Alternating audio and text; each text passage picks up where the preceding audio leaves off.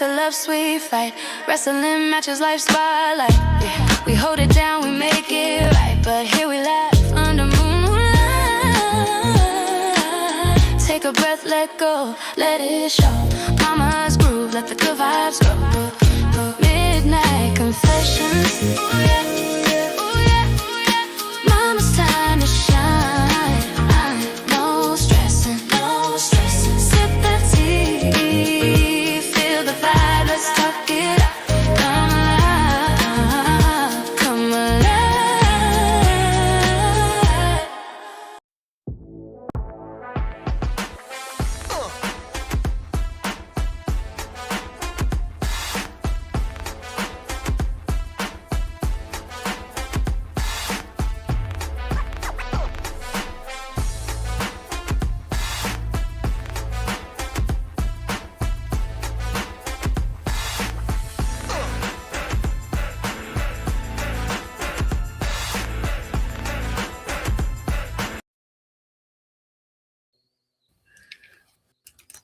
Why you look like that? Welcome, welcome. Did I do something? Did I catch you off guard again? What I do now? You always catch me off guard. That's what it is. Welcome, welcome. We're back for another Midnight Confessions. Oh, I need to put TikTok on. My brain is not computing right now. Oh, I have it up too, so now you don't got to Oh, worry you about do? it. Oh, okay. Oh, look at you. Multitask. Fingers crossed. Yeah, let's just thank God that the kids aren't on the internet and we keep it up for as long as possible. Right? Okay. Yeah. Well, then, yeah, you let me know, and then I'll go, and then, whatever. Cool. Okay. Welcome, welcome. I'm Kiara. And I'm Tanisha. Oh, not them already in here saying they ready to confess. I am done. You and me both, man. You and me both. Oh, we got some just started. Y'all are in here. You and me both. We up in here confessing, so y'all know what time it is. Got a lot to talk about this week. I'm just so on that. What? Okay, good. We want to remind you that we are, in fact, streaming on Twitch, Facebook, TikTok. Shout out to TikTok keeping us on streaming. I don't know, but this is great. Really excited. We're still there. X and YouTube. So come on, come all. Come one, come all. One, come. That's right. Yes, we got a lot to talk about. So I'm really excited. It's Women's History Month, so you know what that means. Like, time to celebrate the beauty that is females doing the thing, being amazing, whether we birth children or not, rock stars out here living the dream, taking names. Really? Really out here living the dream? Really? And taking names. Oh, okay. Well, I mean, okay.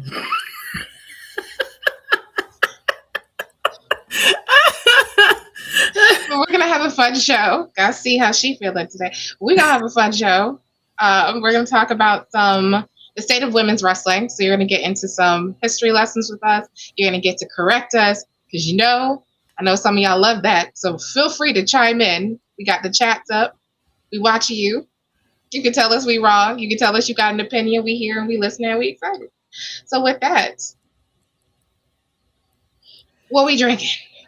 Well, I'm drinking some root beer with a little bit, a splash of Henny. A splash of Henny?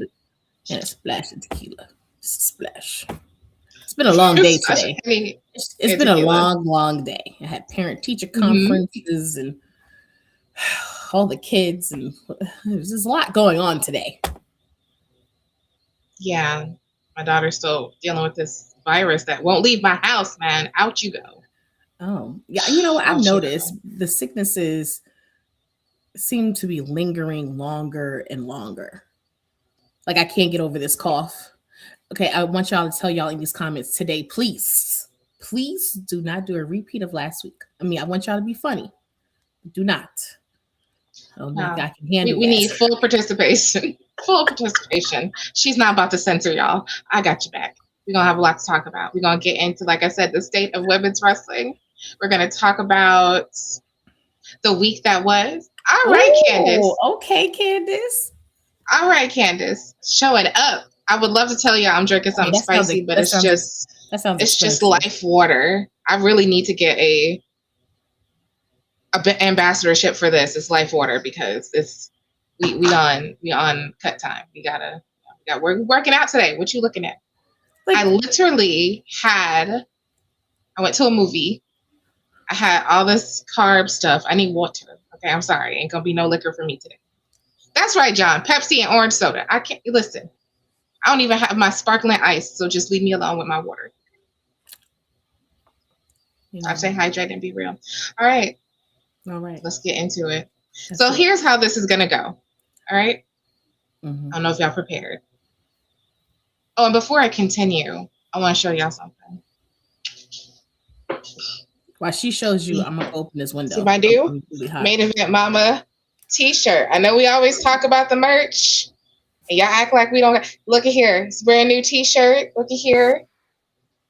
Real sisters. Real adulting. Real wrestling talk. Got some cool stuff on the back. You visit our website, you can get you one, y'all. You can get you one. I wanted to show y'all that this time. Okay. All right, let's kick into it because I got a lot to talk about. So we're gonna start with WWE. Okay. Whew, here we go. All right. So here's my notes because I'm gonna have to put it over your face for a minute or I'm not gonna be able to see it. That's fine. Do whatever you feel you need to do. Because I was like, I had to take notes for this because I wanted to deep dive properly into life. All right. So here we are. We're currently witnessing like this Clash of the Titans build that may feel like mega feuds that we haven't seen since the 80s. We're talking about Jade and Rhea. They're not just wrestlers, they're faces of the company's marketing, right?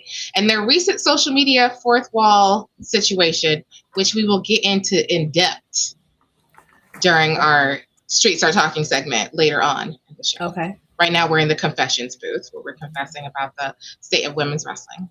Okay. It's just kind of blurry, right? We don't know what's going on, what's real, what's a work. And they're trying to make this WrestleMania match into the biggest fight in the world. Is it working for you? No. You want to talk about why? It's forced. You can tell it's forced. Right now, WWE is on trying to surge their ticket sales, and they're going in a way that they think is going to do it. But unless you are cutting your tickets down significantly, there is no amount of storytelling that's going to drive people to Vegas to spend all that money again. Okay. That's how I look at it. I mean, I've seen it. I've seen it on Twitter and stuff like that, but it's still like, I'm not invested in their storyline. We're creating this beef now because you had no beef. It'd be different if they were having beef and they had this beef and they were building it up, let's say, before Royal Rumble. Okay. Right? Or then it would be like, oh, okay. I didn't realize that, y'all have a little. It would even make better sense if it was Becky. Okay. Why would it make it better sense if it was Becky? Because Becky lives on social media and says all her grievances on social media. To Who's me, to say she's not? What? Who's to say she's not doing that, though? I would argue that Becky is building her own feud right now with Jessica Carr. Right. But what I'm saying is that makes sense because, one, she's been building that storyline before Royal Rumble. So that makes them fighting that match would be something that should be like, ooh, I want to see Jessica beat her up or see whatever, because that has been a feud that has been started way back when. Mm-hmm. But I'm not buying into it. I'm not buying into something real. I mean, to me, Bianca could be talking trash while she's healing. For you? You think that's a good? Yeah. While you're Lisa, healing, her time. I mean, because remember we're talking about storytelling. So That's building right. a story to make it make sense. So if Naomi wasn't quiet, what was Naomi doing while she was away? She was talking junk to Drew. She was talking junk to When she first left, yeah. when she first left. She was still talking all that stuff. So imagine if she wasn't on her hiatus, how much junk she would be talking to build up her own storyline. So when she does come back, we will be like, oh yeah, you were talking all that junk. Well, True. you building your story. So I just think now trying to build a story, it just seems forced, and it seems like you're doing it because you're trying to bring your ticket sales up, and I don't think it's going to be as successful as you think it's going to be. So I thought that was an interesting take, and I'm going to tell you why. Okay. So as we're looking at this, I agree that it feels forced. So that's the first thing I want to say. Hi, Nessa. Hi, Nessa. Welcome. So I agree with you that it does feel forced. However, it does feel like they're trying, right? Which is something like admittedly didn't feel like that before. My biggest issue is that they're going to have to try to build it. You need to get it? What's wrong? No, something dropped and I looked at. I was like, when did it drop? But I don't need it. It's okay. You looked like I'm gonna pick it up anyway. So yes, it feels forced, but also they need to build it somehow. Mm-hmm. So I will absolutely agree with you that this has not been built up over time. Like, this is not the Roman and the Punk of it all, right? This is just like, I'm putting y'all together because she won the chamber, when there was certainly opportunity for them to build this in a stronger and better way. Mm-hmm. Even like, I would argue Becky and Jessica have been building this feud for months, right? And it has happened on social media, but that is the problem. This is the problem, that they're having to build their stories on social media. Mm-hmm. Why is that happening? Why are we not giving them ample time on TV to build these storylines and not giving us stuff that nobody wants, right? Like, listen, this is your opportunity to really be able to tell a full, complete story, and it's only happening on social media. What about the fans who don't have social media? Are you resonating with them? Or have you lost them to AEW? Just saying. I think that's a good point you got there, Nessa.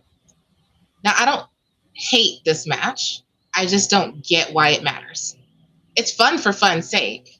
But even I would argue, does it feel like this is something that could be a main event for WrestleMania? No. But I had watched something earlier, and they were just pretty much saying they're, in essence, recycling storylines from last year, or who was already in WrestleMania. So, like, Rhea was already in a title match at WrestleMania last year. Roman and CM Punk, we technically got that match last year. We did. I don't think we got Liv. Wasn't Liv out? Liv was out. Remember, she was on injury. Yep. But so that's something new. But like all the other different things, like Cody, we know Cody gonna get Cody at WrestleMania somehow. But like, it's just like they're recycling the same people to get to the flagship, or like the Super Bowl of WWE. And right now, I feel like they're just grasping at straws to try to get their money, which I get it. As a business, you're trying to do everything to try to bring people in. But like you said, if we're trying to do effective storytelling, why is social media the main focus? Because even like if we think about like how New Day, they did a lot of their stuff on Twitter or Instagram or however. Becky is constantly on X and building her story that way, as well as when the Street Profits, Montez building his story on social media. So it's like, as you said, it is starting to, it seems like the superstars are having to reach out to social media because they feel like their stories are not being told. 100%. live. Exactly. Now, and sorry, thank you. I know y'all got to correct us because I forget when things happen. So Liv and Raquel lost their tag titles. Hey, lovely. We are lost in that sense. Like, I forgot they were even at WrestleMania. Oh, we love her. Speaking of which, before we continue, I do have something for you guys while we got your attention. I'm going to tell you again at the end of the night, but now we got your attention. We are going to host a women's wrestling panel in our next Midnight Confessions. If you want to be part of that panel, visit our website and submit a guest form, and we will be in touch because we want to talk wrestling with other female collaborative wrestling addicts. If you like AEW, if you like WWE, if you like TNA, you are welcome to visit our confessions booth. Or independent. Mm-hmm. So we definitely want to invite you to visit our guest website page form sign up. We get them all. It comes directly to our email. And obviously, we want you to come hang with us in our confessions group. All right, now back to our regularly scheduled program. All right. So here's my thing. I said this last week. I feel like Charlotte and Jade would have been a better match. I feel like it was already something. They teased it. That's right. It was always seeing those two together, and we've seen them together like that multiple times. When Jade first came up, they kind of had her around Charlotte for a little bit. Now she seems to have beef with all these people, including Charlotte. That feels like a gold. Like, that felt like that was perfect. It was a perfect story. Yes, Nessa, again, welcome and join our guests and our guest list, and we will absolutely invite you to our confessions group. But I just feel like it's dragging. It's dragging. And the reason why I asked you if it felt like a main event is because not too long ago, that was the thing. We were arguing for the women to be main eventing WrestleMania because their stories were so much better and so much more ingrained and powerful and interesting. And yes, they did use social media to an extent, but we're not even telling the stories the right way on the show. So we're watching the show for 3 hours, for 2 hours, and we're not getting enough to feed us into wanting to go, which is, I think, their biggest storytelling problem, or one of them. Now I want to talk about their mid-card because, oof. I could go on. I'm about to get on my soapbox on this. So we're talking the Women's Intercontinental title and the U.S. Championship. It's my understanding that this Intercontinental title was designed to kind of be a workhorse belt, similar to what happens with the men's title, right? But are we seeing that anywhere? Or does it seem like we're still lost in every bit of everything? The sauce, the spaghetti, whatever they're throwing at the wall. We see people, but it's the same stories over and over and not really a full story. Like, we're going to throw Julia here. We're going to take Julia out. We're going to throw Julia at Jade. Why is Julia being thrown at Jade? Question mark, question mark. Like, it's bizarre how they're running both of these championships. Becky was elevating it with the whole Maxine thing, but then, that's dropped now that Maxine and Natty are in the middle of their feud. But again, this week, when did we see a follow-up for the Natty and the Maxine feud? When did she go talk to the people and them in the audience? Did you see that on Raw? No. Because I didn't. I saw it on social media and was like, what's happening here? It was a brief little clip. Why do we have to build that on social media? And I would argue they're not, right? So we're not seeing too much between Natty and Maxine on social media. Yeah, it seems like it's dead now. Like, it's now the point of them fighting is for what? It made sense initially. But even how they did it, even how they made it, still didn't make sense. So maybe no. I mean, it makes sense in the sense that Natalya, the story behind that is kind of easy to follow. Natalya was training her. Maybe Natalya got jealous of her getting this opportunity and winning. And then now we're back to where we started, Becky and AJ. Because they had to detour from that because AJ was not here, right? So, but is it drawing eyes? Is it interesting? Is it like making you want to turn on the TV, buy their merchandise, pay all these extraordinary prices? No. There we go. This leads into the problem.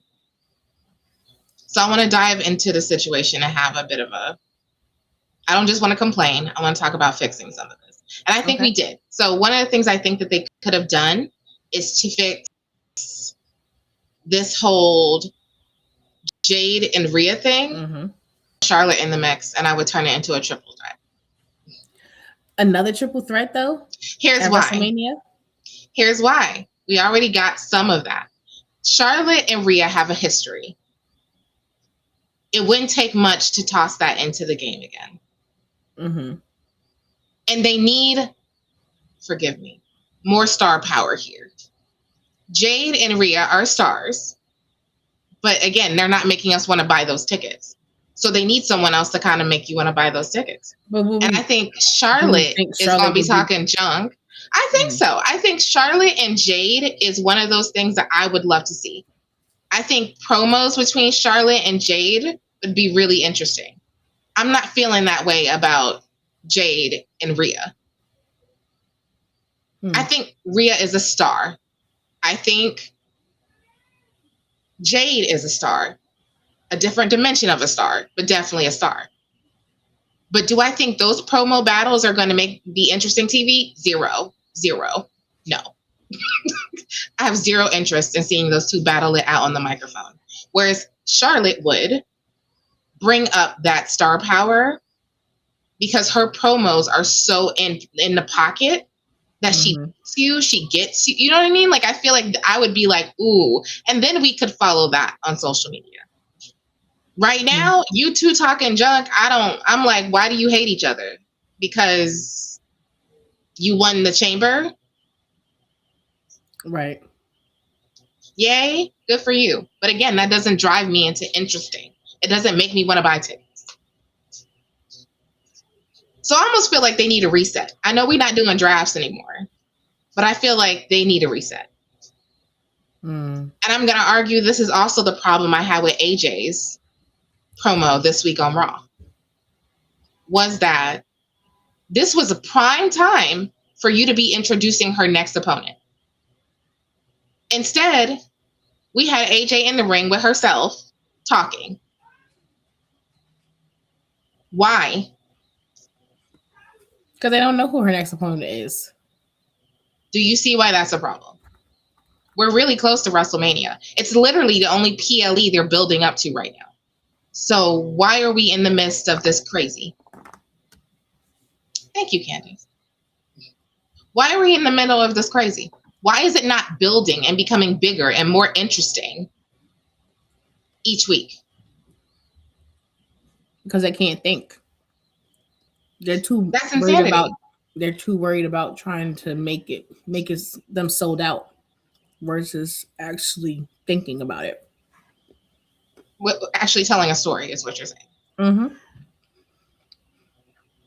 Because we're gonna have somebody already. I mean, we have AJ, but I guess they don't really know. So many people on Raw. We have Ivy. Hey, Faith. Hi, Faith. Welcome.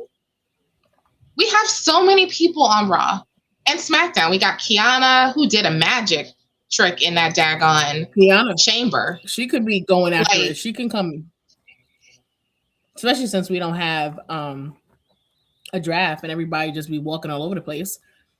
Kiana could be sitting here like, you know what? Now I want that. And then that would make sense why her and Julia are together, because now y'all both have titles. Now y'all both got to fight. That's right. And it would get them away from each other, which I would really like right now. It would get them away from each other. Or it can make them stronger.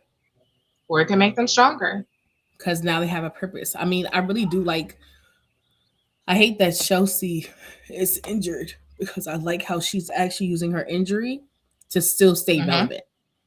Yes. Not a lot of people do that. I'm like, all right, I'm going to stay rehab. Nope, I'm I'm gonna be at this table. I'm gonna still sit here, be talking junk to you. I'm gonna still keep doing X, Y, and Z because she realized if I stay on camera, y'all can't forget about me, and I can continue building a story because Chelsea builds a story by herself. She does, and Faith started already.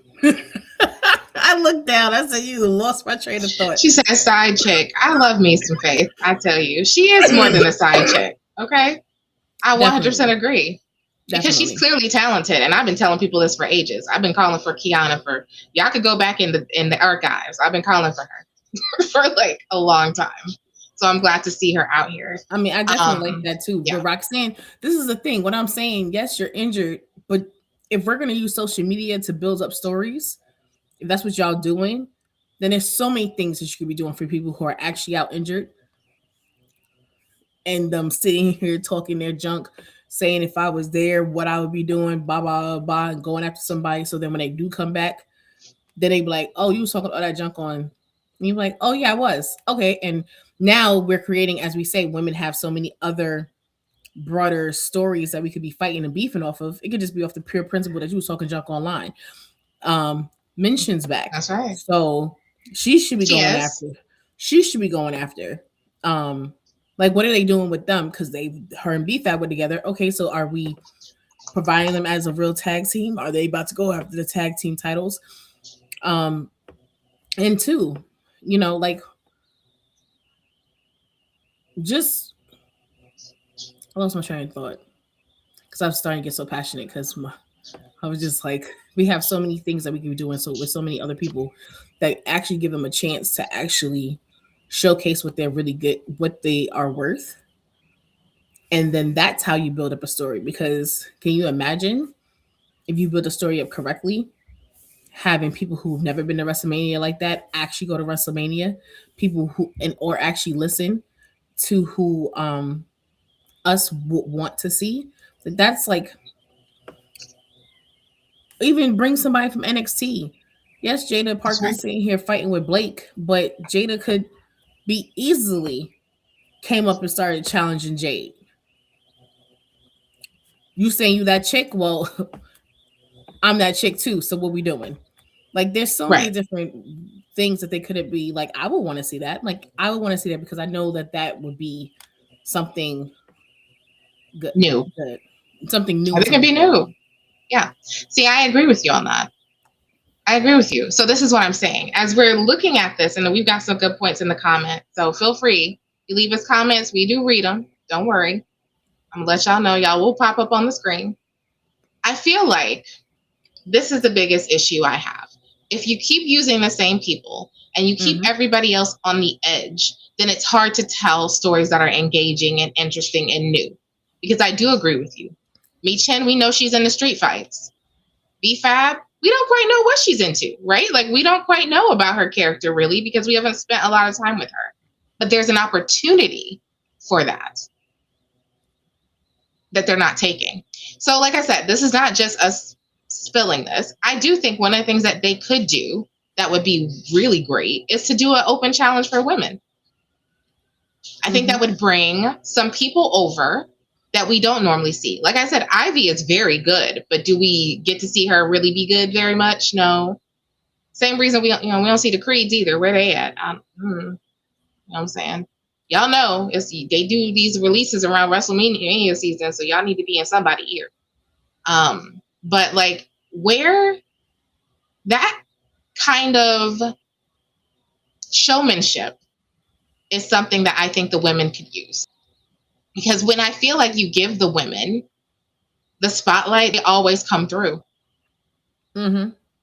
So why not actually give them that? And I will argue, like, Bayley should probably have had one of these titles by now as well, because she's also one of those people that can elevate a title just like Becky. And if people are going to be coming and going and doing all these outside projects, then this is the opportunity, I feel, to really step into that window and cement her legacy that way, right? Like, this is another opportunity. All right, so like I said, I'm not just complaining. We're coming up with ideas, and I feel like I want you guys to chime in. You got an idea, you let us know. We want to know. All right, let's see what So society and pop culture popped in. Hey, y'all. Hey. And I want to talk a little bit about Julia. So thank you, Faith, for saying that. I say this every week, but I'm going to go ahead and say it one more time.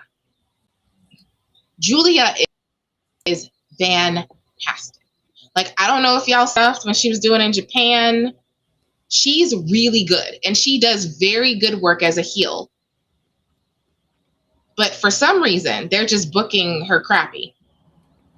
Because she should be a dominant champion. She should feel like Asuka in NXT. Like, it should feel like unbeatable, unmatched. And I feel like we're stuck. And because we're stuck in this mid-card level, it also makes the top tier title be kind of weird too, right? Because you're like, because should Jade be the world champion?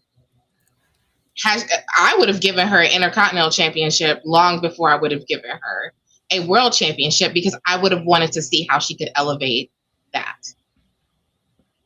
I agree. All right, here we go, Faith. I feel that with Road Dogg not being the head of creative, we may see more of the women's division on SmackDown being utilized. Those old mindsets do not work with the modern characters of today. I agree with you, and we're definitely getting to that when we get to the Streets Are Talking. She is super different. She is super different, but they don't showcase her the way that they should, so we can see what she brings to the table. And she does, like, if you just watch her matches, those are some really good matches, but they just be out here. I don't know what they're doing. I think sometimes they just be in a rut of like finish it the same way as usual. I'm not gonna lie, I agree. I was thinking in my head, I would have loved to see them give Asuka the U.S. Championship or Intercontinental Championship. Since we have those titles, there should be other people trying to chase after them. And it shouldn't just be mid-card either. 100%. So I think we covered a lot of this. But y'all tell me what y'all think that they should do. I mean, I really want to know what you guys think. We're going to move on to AEW in a minute, but this is our brainstorming time. We really want to highlight the opportunities for changing, because maybe if we put it out in the universe, we'll see it. Maybe we're manifesting greatness, and then we can really come through and be excited about the direction of the women's divisions versus them just sitting here and being stagnant. All right, let's talk AEW. I know some of this will be an education for you, but it's cool. It's cool. My brain went. Again, keep chiming in the comments. I will pull your comments up and we will talk about them. I need to talk about Thekla. So, Thekla is a toxic spider. I know, it's education. I got you.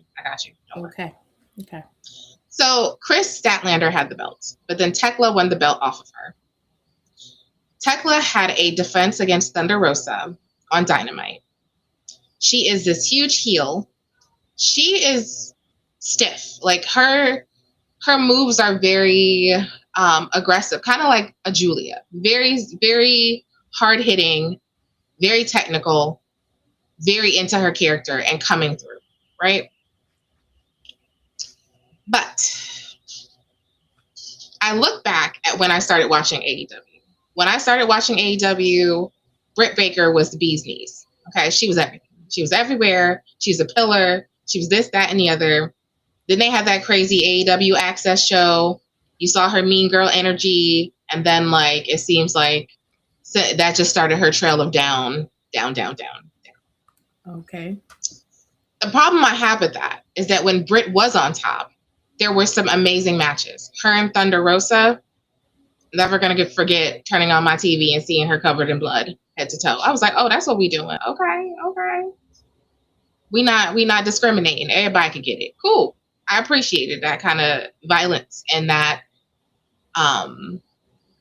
specific sense of workmanship and showmanship. Like, we want to bring it to the table that we can do the same thing the guys do. Now, this was my biggest issue when they gave the title to Chris Statlander, because I was like, listen, I think she's great. She's probably a great person. Is she the right person to elevate a title for AEW the way I think a Mercedes would have? No. I think heels have the best like energy and opportunity in AEW. And one of my biggest issues is that it's still like Thekla having this title is something. She's building up her brand. So it feels like they're doing something that I would challenge WWE to do. But is to expand your level of opportunity within the division. Because she is not someone I thought they were going to put the title on. But as I see it, I'm kind of loving it. I'm like, okay, I see this energy. But again, we're having the same problem of where are the rest of the wrestlers? Mercedes is out living. Girl, live by all means. I respect you and I think you should. But there's nobody else there. So now they're trying to figure it out as they go along, which is sheesh. Another problem that they seem to have to. But at least they're doing something. That's my thing. We're seeing her do matches with different people. We're seeing Chris Statlander, who she lost the belt with, still in the mix. But they're trying things. And they're moving people along. And they're giving people time and energy on the show to build a feud. Not as much as I think that they should, because really. But some of this is actually moving somewhere. These fights are brutal. They're interesting. And they are keeping Toni away. And I think also when you look at the way that Toni Storm carried her championship, that girl was, bar none, one of the most impactful champions they have ever had. So I knew taking it off of her was going to be complicated. Because who do you get up there to kind of do the same thing? This is why I thought a Mercedes should have had the opportunity. Because she's someone who I feel like could also use her star power. But they gave it to Chris, which was a weird situation. All right, let me go in here. Yeah, they've been talking in here. They've been talking. I said, sorry, y'all. I know. I was having my diatribe. I'm back. All right, so let's go back a little bit. So many women should be fighting for it. Yes. Half the NXT roster, some of the Evolve roster. Y'all should all be fighting for these championships. I absolutely agree. Thekla is a rebel. She might not work everywhere and with everyone. Yeah, probably not. But you know what? At least she's different. She brings a whole different energy to the matches, and they're interesting. All right, Candace, Stat Daddy. Yeah, she got the title at the wrong time. Yeah, she did. I also don't know if that's the title she should have got either. Why not give her one of those TBS, TNT things? Why not give her that? The way that they did with Kyle Fletcher, because I think he's ready for the big time because of how well he's done with the mid-card titles. And yes, John, I know that they're dealing with some acquisition problems because who knew Warner Brothers is going to be out here doing the most? Oh, what happened? What's going on with that? Oh, so Paramount bought... Was it Paramount who bought Warner Brothers? Y'all keep me honest. I think it was Paramount because I have both of them. And I was like, I hope that means that I can like have one service. That's right. Because I have Paramount Plus because I happen to love Beyond the Gates among FBIs and CIAs alike, them too. But there's been a lot of talk about like Warner Brothers had, I think, a stake in AEW, and there's been some conversation about whether Paramount is also going to have that same stake. Okay, thank you, John. I appreciate you because I think I had that right. But regardless of that, there's a lot of that going on. So I'm sure that's keeping the Suits and Toni a little stressed, trying to figure out where we gonna go. But listen, at least the women's championship is moving somewhere. Thank you, Candace. I'm glad. I was reading the news, y'all. I was trying to keep up. And welcome. There's a lot of stuff going. Welcome. Mm-hmm. But all right. So here's what I think they need to do for Chris Statlander. Because, I'm all about solutions today. We're just not going to talk about it. Oh, okay. Right now, all she seems to do is try to save people. She saved Thunder Rosa because Thekla damn near took her out after the match. The Sisters Ascend, because remember I told you she's in a triangle. Anyway, okay. It's complicated. But yep. It's okay, Kit. We just getting started. But she's basically Captain Sava. You know what I'm saying? Oh, she's Captain Save-A-Ho? Okay, I can say it. It's okay. Yeah. Captain Save-A-Ho. And so I think it's time to mix her character up a little. Maybe give her a feud that has nothing to do with the title. Her being saving a hoe.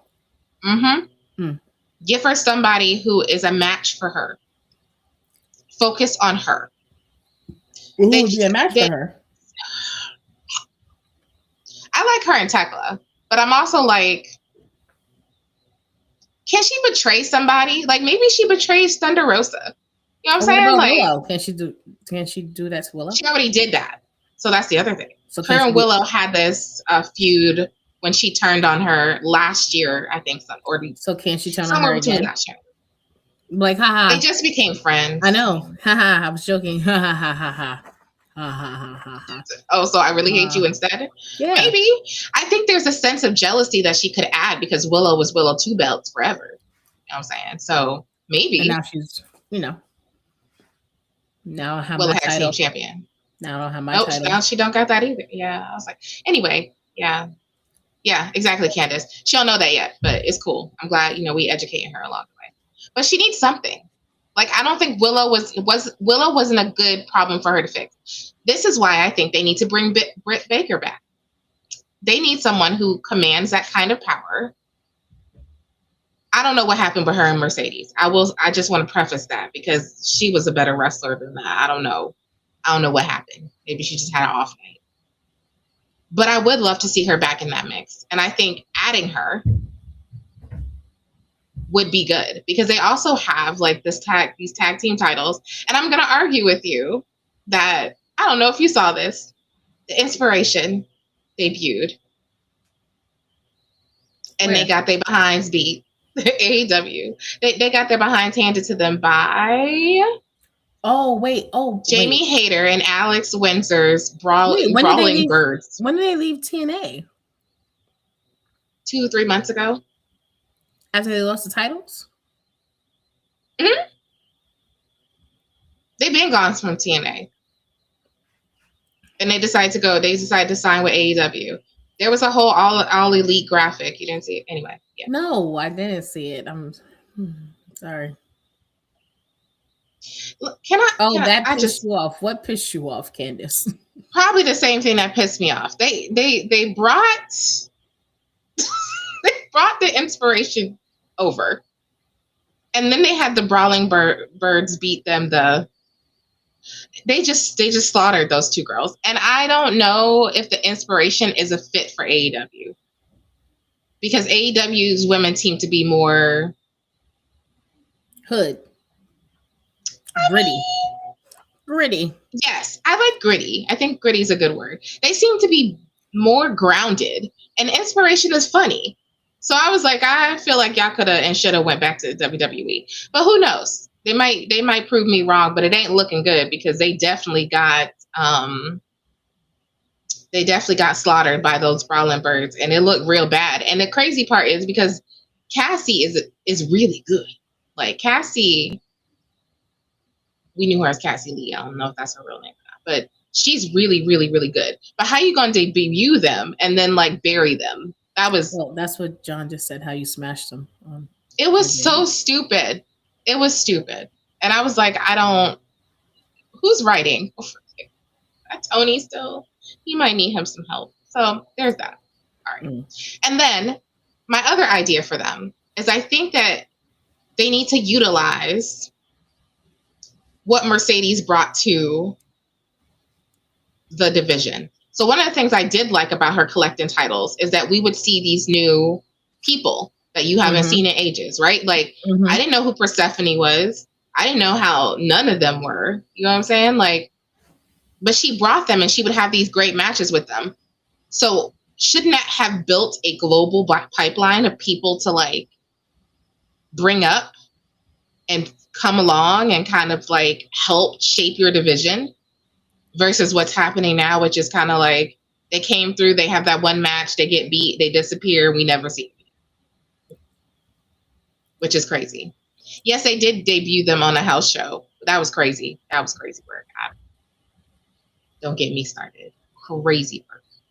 It's like, who brings the inspiration of tag team champions on multiple promotions and treats them like that?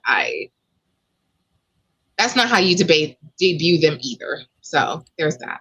But I do feel like that would have been a good idea.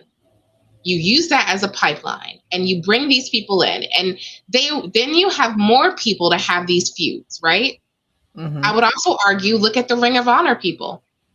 Why should Athena should be on AEW? I'm about to say, they don't even, I think I saw some match, but it was like, you could tell, like, it was like a dark match. It was like weird. And it was just like, but yeah, you have other people. Like, I think that's the whole thing that's confusing for me with AEW is that they have Ring of Honor, and that is it no, TNA has AJ Francis. But it's like when you have all these extra promotions that you have in there and you don't utilize it correctly. Mm-hmm. It doesn't make sense. And they do. So keep in mind, like on AEW TV, you're going to see CMLL championship matches. You're going to see like sometimes New Japan type titles that kind of come back and forth, and they do matches on the show. Their titles go back and forth on AEW in a sense of like titles from different promotions from all over the place.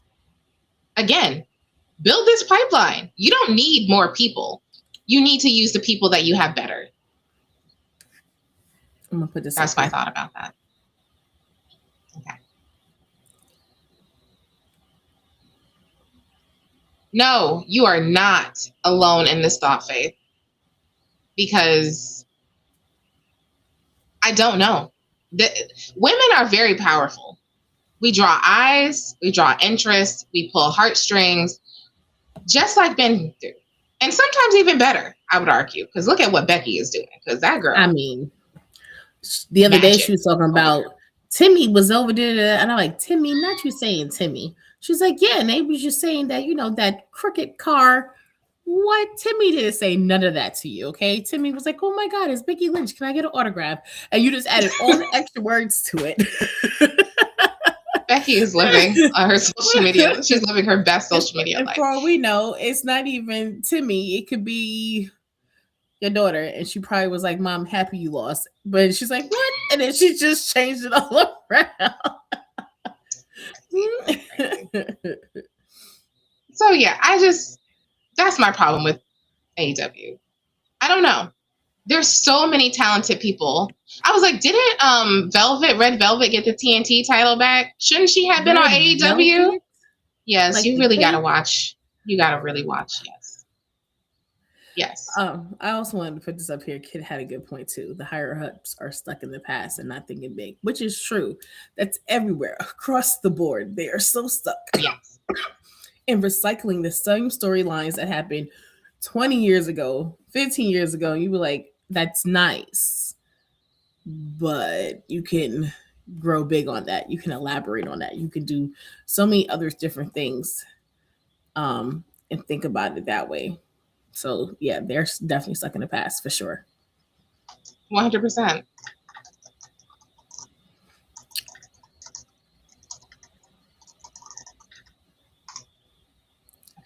Sorry, I just wanted to talk to our TikTokers.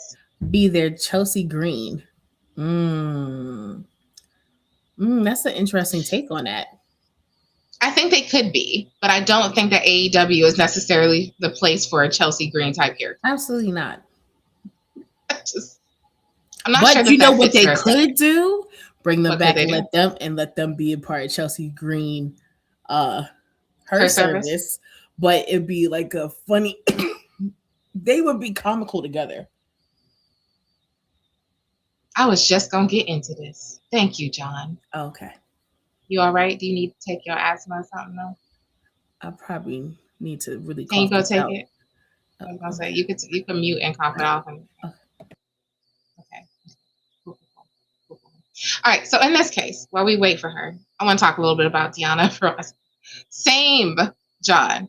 We see her on 900 commercials. I was like, that woman is highly educated. I'm really excited at her doing the thing. Why don't we see her in the ring? Is it because she complained and mentioned that like you don't use her? Because she's also another person that they should be using and highlighting in their marketing in their ring. Like Deonna drove a lot of story for TNA. So make it make sense to me. Make it make sense. Somebody, anybody. What's going on at AEW? Please. Why they don't want to use all the women at their disposal? This is why I think that they need to have a true writing team to be able to do that. Because yes, Candace, we do see her a lot through SmackDown. I see her every time and I'm like, oh wait, this sounds like a good program because Deonna over here living. I know she can't wait for her contract to be up because this may have been a mistake. I'm not gonna hold you. It's been a mistake to go there, which is disappointing. But I would argue, I think she should go back to TNA. And with that, now it's time to talk TNA. So here we go. So in TNA, we have Ariana Grace. Thank you, John. Thank you, John, for explaining that. It is a workhorse title. And do we see her? Candace, listen here. You do not need to let Faith and Monty tip you to the bad side, okay? Like, Tony Khan need a degree in writing, just writing storytelling of some sort, please. He needs help. All right, that's all I'm gonna say. The man needs help. All right, let's talk TNA. Whew. So, Ariana Grace is their new champion. Yǐng Lee did a pretty decent job kind of helping the division. But the first thing I asked myself is, one of the first things I heard about TNA was that the women wrestlers have real stories. Are you looking for Tanisha WrestleFace? She's trying to cough because she's coughing, which is what hurts her voice going back and forth. She'll be back. So when we look at TNA, it was the standard for women's storytelling for such a long time. And even I, who did not watch TNA, knew that. Going back, I decided to kind of do a deep dive and look at some of their matches from back in the day. You really see how Mickie elevated things. You see how Trinity did and why she transitioned her career there, because she was able to showcase more than you often get the opportunity to do in WWE. So TNA was considered like the gold standard. They had women who have real stories. Women have stories with men. Even to this day, they have mixed matches with Mara and Ryan, even Nemeth recently. Like, there's a way that they tell stories there that is more integrated than it feels on other shows. However, ever since this NXT crossover situation, it feels that we are a little out of sync there. It feels like they were losing people were not renewing contracts, and so you're kind of stuck, and which is why I think they're doing this rivalry with Ash and with Mickie James. I won't hold you. When I saw them in the ring, I immediately paid attention, whereas I didn't before. I saw Yǐng Lee's match. I saw her lose the title to Ariana Grace in that sock situation. Don't get me started, because y'all know I was not watching when Ariana's daddy was doing a thing. But so that was news to me. First time I seen the sock situation, snake, whatever. But I just kind of wrote that one off as like, okay. And I was a little shook when I realized that she won the Knockouts title, because that's where we are now. That's where we are. We just have Ariana, who's technically an NXT Evolve kind of superstar, coming back over to win your title because you don't have the infrastructure. Amen, Faith. You don't have the infrastructure to sustain your title picture. When did that become a thing? Because TNA used to be the place for women to go and tell stories. They have things that they should have built with the AMC. You like the Cobra? Is that what it was? Thank you. Thank you, Candace. I appreciate interactive. audience, okay? Because who the heck? I didn't know that was a cobra. I just knew it was some kind of thing. But the point was they needed Mickey. So absolutely, I agree. They needed Mickey because they're at a loss right now, which is a weird time for them to be at a loss because you got this AMC deal. And it's like, what are you doing? What's happening? You should have a bench of people ready and able to come through. WWE let go of a lot of people that y'all could have picked up and brought through. And it feels like that's very slow going. I do want to talk about Daria Ray DeVille. John, we know who she is. I like her. I think she brings some spice to that role. I liked her as an authority figure when she was doing that with SmackDown and Adam. I thought she was a great partner for him. So I like the idea of her as a authority figure. But yeah, I just want to say that. No buts there. No buts. I do like her as a authority figure. She's doing, but I just need TNA to do more and better. I don't know where it feels like they fell off. Maybe it's because so many people left and then they had NXT so deeply ingrained that now when you take that apart, it's just lost. But they should have been building this up, I would argue. I would argue they should have been building this up. I'm gonna check on Tanisha. Hold on, y'all. Whew.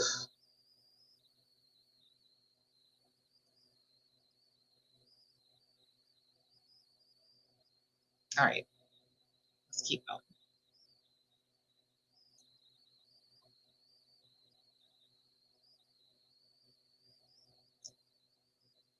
But the other thing I want to talk about is that I do think TNA does have some strengths there. Everyone has their own kind of character, which I do like. Ying Lee is this warrior queen, right? Like she is cultured and interesting, and her moveset kind of pulls her in multiple places. So I feel like they did a really good job with starting to develop these characters. They just need more of them. I think TNA's problem is they just don't have enough people to build a structure that will work. And yes, I agree. At this point, they probably should have kept the belt on Kalani because it feels like they need an infusion from NXT to keep going and being interesting. Because how many of us have watched a TNA show in the last 2 to 3 weeks? Please raise your hands because I would like to know who has watched a TNA show. And do you find yourself more interested in TNA now or less interested than you were previously? Because a girl got to know. Because the way I'm feeling, I watched the clips. I catch the YouTube clips a couple days after. I do try to watch the pay-per-views. But they lost me when Mike lost that title the last time. I did see when he got it back, but I didn't like their pay-per-view. And you can just check our archives. This is our reminder for you to check our archives and see, how we felt about that pay-per-view, because it wasn't great. We were not huge fans of what we saw that day. And I was not pleased that I spent that much money. How you doing? Back? Yeah. Okay. Good. Glad to know you're doing better. Faith put a prayer in there for you. All right. Thanks. All right, so I gave you my answers for TNA. I know, John, you're a religious watcher for TNA. I support you. You know what I'm saying?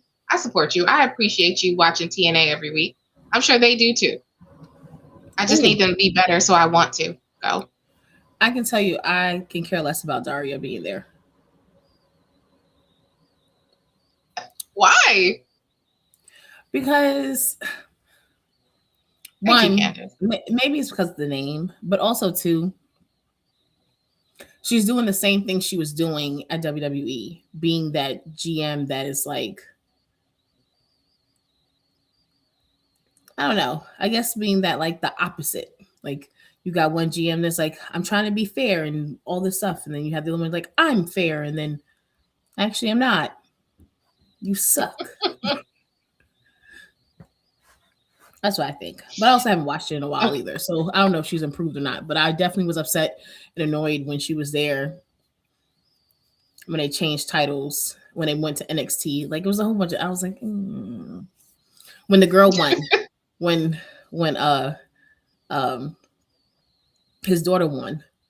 And she was just like, yeah, and I was just like, how did she win? Why did she win? I'm kind of confused. And that was the plan. Okay. How did she win? Why did she win? Yeah. Crazy. All right. So with that, y'all know what time it is. You know what time it is? She's talking. That's right. Oh, I'm about to say, you ain't miss it. Let's get it. Yo. Shh, quiet now. Leaning close.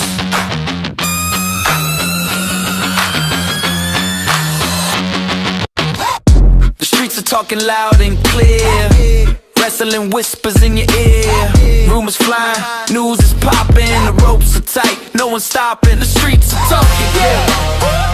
You better listen. Main event, mama's dropping all the wisdom.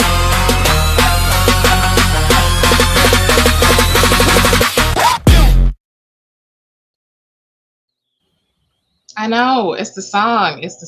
I know. I was like, I need to expand it and make it longer because, oof, that song is fire.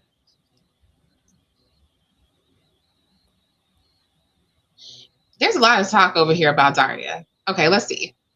She's only on a 6-month deal, so we might not have to have her. And Elena Black is only under contract for a year. Yeah, but she's not doing that much, John, is she? Like, I was like, I'll try to watch it this weekend. See if I could find some time for it. All right, Faith, we love you. We love that you was jamming because we were too. Oh, best song ever. All right, let's talk about it. We already alluded to this, but Road Dogg either quit or was fired, depending on who you read the article from, amid WWE's new creative direction. So a major shift is happening behind the scenes today as we head into WrestleMania 42.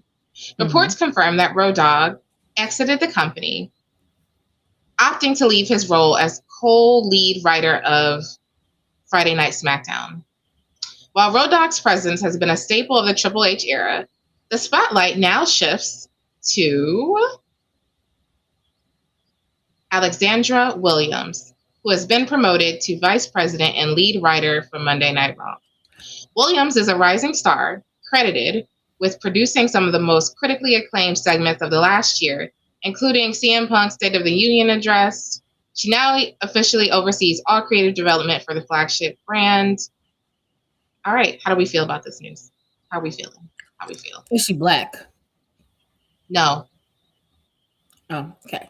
Second, that's the only thing that we know her for is the State of the Union. I didn't like that, so don't ask me. And I'm about to say, was that really that good? See, I'm not sure. And can you give me another example of what else she did? And then I can tell you if it's good or not. Because right now, I don't know. Yeah, I don't know. I got nothing for you. I remember I think we saw her during the Unreal situation. I think she was in that room. I don't think we heard her say nothing on camera, except maybe I think she might have been talking to somebody backstage, maybe. Yeah, I don't know. I have no idea. This is all I found out about this. And I don't know if it feels like a new creative direction or if they just kind of scapegoated Road Dogg. Like, it's all your fault that nobody's happy, because I could argue it ain't just his fault. I would argue there's more cooks in the kitchen there that made it not work. And if she's going to work on a flagship brand, then she's working on Monday Night Raw. So is that effective immediately? Are we going to see some changes? Have we already seen some changes? Because she was working on, I don't know if she was working on both before. And then who's in charge of SmackDown? I was just about to ask that. I was like, if you're saying Road Dogg's SmackDown, who, and she's on Raw, then who would be responsible to be creative? I don't know. Let's find out.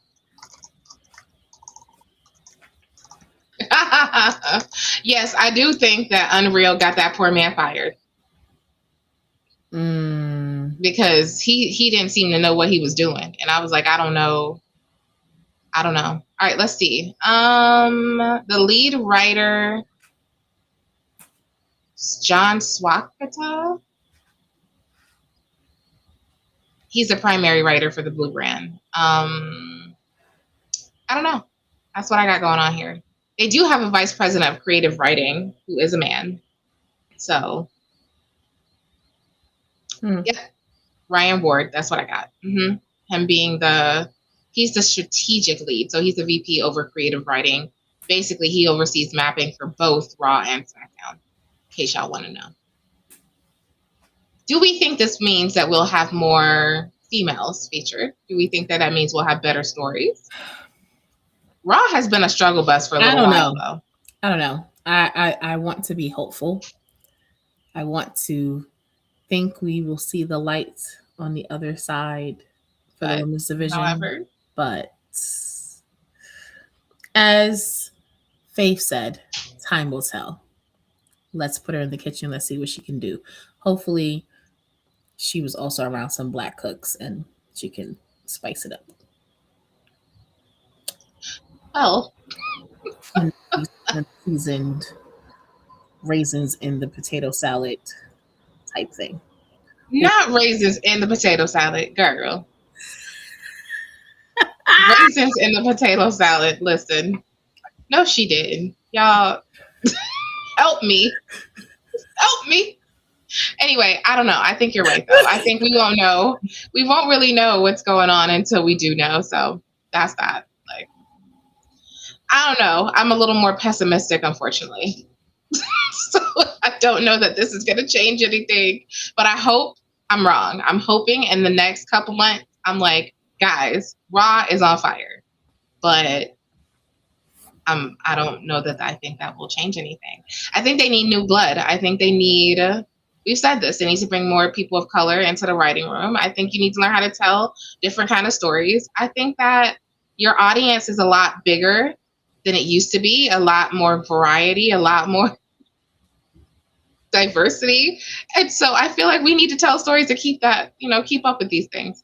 That's where I am. That's where I feel. We're together. We're on the same wavelength. Y'all are. We are. Take me out. That's too much. Anyway, with that, I got this other story. I don't know. I'm taking it with a grain of salt because I don't know if I listened to this, but I don't necessarily believe it. So let's talk about it. Okay. Rumors are swirling. So you remember last week, y'all, if y'all were with us, you remember we talked about Vince McMahon buying back WWE. Well, now there is a rumor about a buyback concept involving Shane McMahon. I'm with it. I'd rather Shane over Vince. Really? Yeah. Why not? Yeah, shake it up a little bit.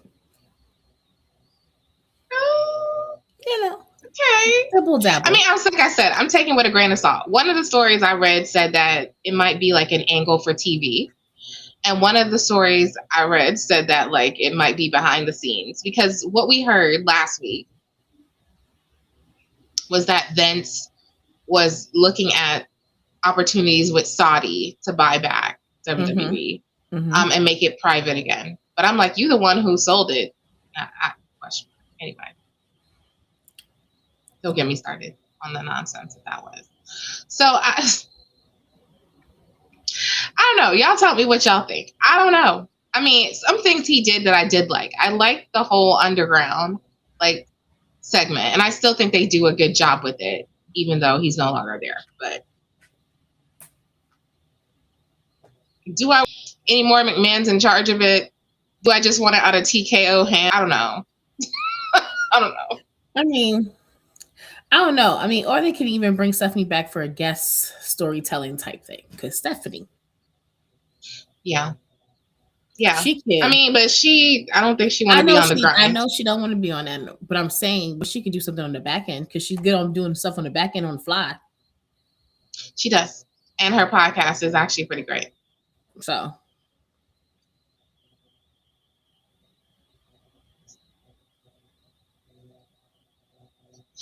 I'm not reading it, but y'all welcome to.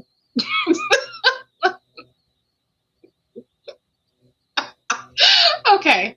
All right, next story. I want to talk about Bianca a little bit. So Bianca did share some progress recently on her surgery. And fans are kind of holding their breath for a WrestleMania return, however. She is not coming back from WrestleMania. If you saw that video, like I saw that video, y'all, my girl is still she's dealing with stiffness. So even though she's doing the exercises, it's still stiff. I mean, it's a process. So, we just send her love and prayers and for complete and total healing. But other than that, y'all better leave that woman alone. It's not her problem. Or black women can't save everybody. You know what I'm saying? Y'all just need to let them do.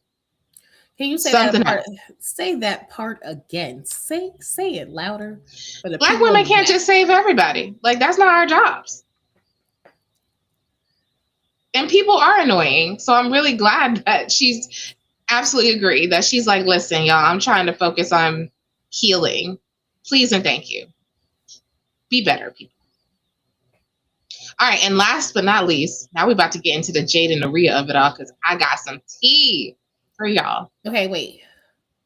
Yes, I will. I was trying to think, should I say this before? You can say it if you want.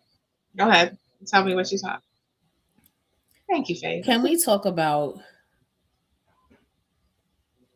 why LFG? Or is that Streaks is talking? Is that really Streaks is talking or not? But I mean, I saw it. Okay. Where they pretty much are having Nikki Alliance, Callie Armstrong, Kendall Gray, and some other people I don't really know. But I also felt like they're all involved. I thought like LFG is like the baby. Then you got involved as like the toddler stage. Then we got NXT as the teenage stage. And then you got WW, like the main roster, as the adult stage. So I'm trying to this. Oh, you like that? That was good, right? So I'm kind of confused why the people from the toddler stage are going backwards to the baby stage. I'm just kind of confused.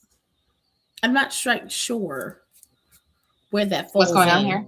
And why they need to be on season 3. Because now I feel like this is a reality show. Now we're just they're getting paid for these things when they could they already have a contract. So I'm not sure what they are fighting for real. Because they've already been on the teenage show. And Kendall's doing quite well on the teenage show. Doing teenage and toddlers. So I'm just trying to, kind of weird, trying to figure it out. So here's I'm gonna answer. Okay. Yeah, here's why I think they're doing this. Because I watched the first 2 seasons and then I gave up because I watched the first season and about some of the second season. I'm gonna tell you something. I like the reality part of the show. But the way the season works is that they're basically supposed to be ID stars. So remember that Tubi show that we watched at the beginning where it was like watching people train and see whether they would be superstars? So that I think was the baby stage. I think that we got another stage you forgot about. Mm-hmm. Nope, it wasn't. It was on Tubi, but it was a show Evolve is on Tubi about the tryouts. It was like tryouts for that like ID program before they got to Evolve or LFG. Oh, so some of the people, the pregnancy stage, the infant stage. I guess so. Okay. So they would go. So they would have these people audition, and then after they audition, they would like either get chosen or not. A lot of them ended up on FLG. BJ Ray came from that show, and then he ended up on LFG, and then he got cut because he was really just a pain and only good for TV. Like I don't even know. And then Cutler was on LFG, but he left. And then next thing we know, he part of Dark State. So I don't quite know what's going on with LFG, except that I think they're trying to make us be able to follow people.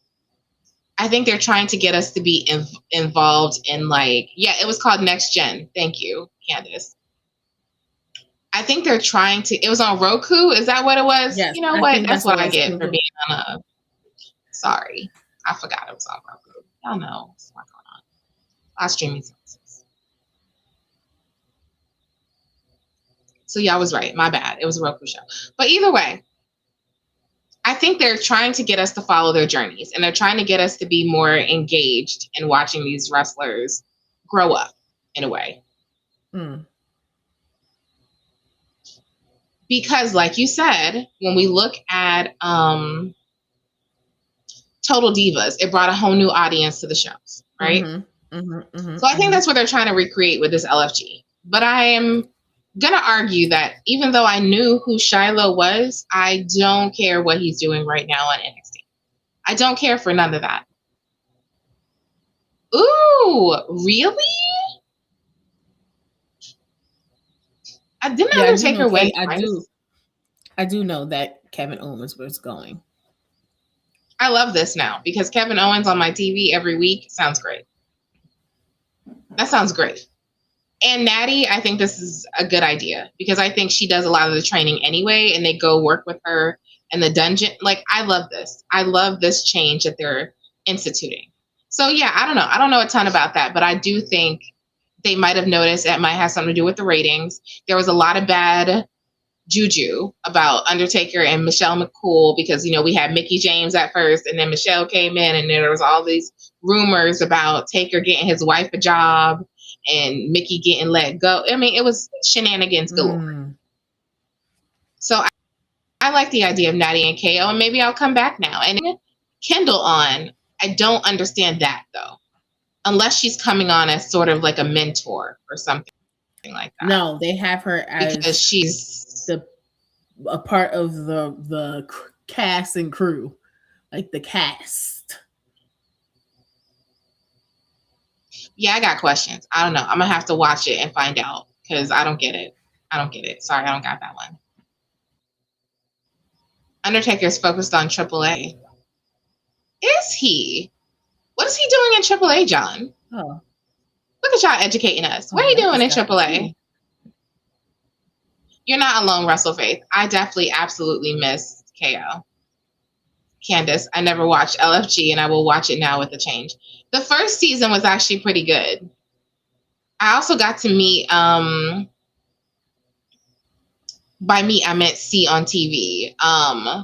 The Rock's daughters, The Rock's daughter's significant other, Tatiana, but she seemed like a pain in the behind on that show.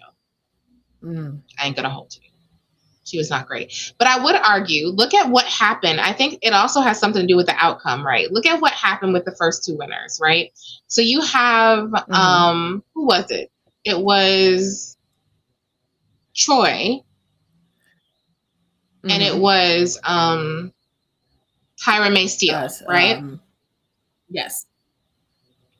Troy has gone on to become a speed champion. Tyra May Steele got demoted to the baby stage, right? To the Tyler stage.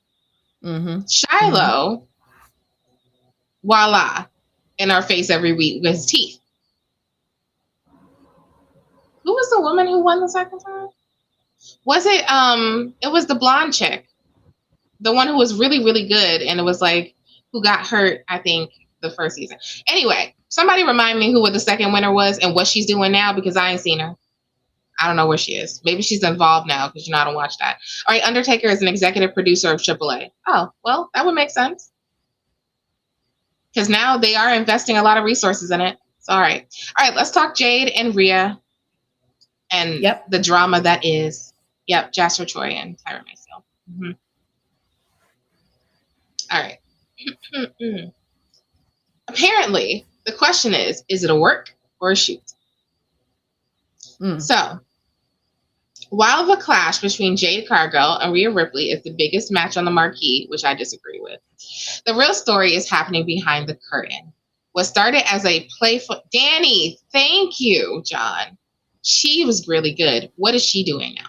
Anyway, What started as a playful work on social media took a sharp turn somewhere between March 2nd and March 4th, in which Jade broke the fourth wall, accusing Rhea of politicking with creative. This didn't just upset Rhea, it reportedly opened the floodgates for a locker room that has been quietly simmering for months. So here we go. She goes by Skylar Ray. She's been on Main Event. Oh! I need to catch Main Event. We talked about that last time that I know was back.